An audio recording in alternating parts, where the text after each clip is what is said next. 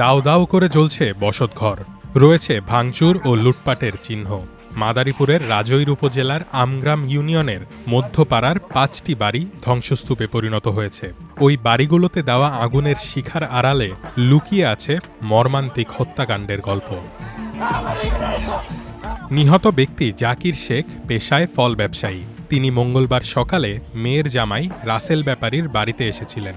উদ্দেশ্য ছিল সম্প্রতি রাসেলের বাড়িতে হওয়া একটি চুরির ঘটনার সালিশ করা। তিনি নিজেও জানতেন না মেয়ের বাড়িতে আসাটাই হবে তার শেষ যাত্রা।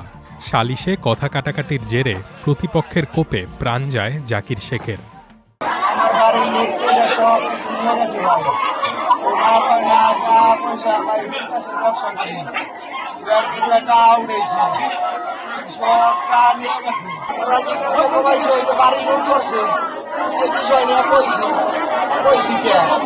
সকালবেলা কিছু কইতে না কইতে ওই বিষয় নিয়ে রান্না বান্না নিয়ে কোয়াইয়া বাইরে কোয়াইছি, আমার শ্বশুরকে কোয়াইছি।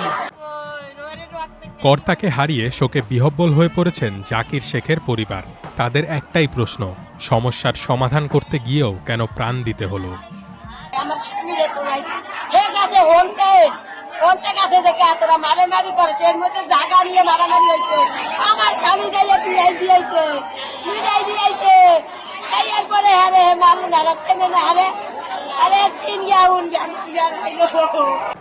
এদিকে ঘটনার পর পুলিশ ঘটনাস্থল পরিদর্শন করলেও থমথমে পরিস্থিতি বিরাজ করছে।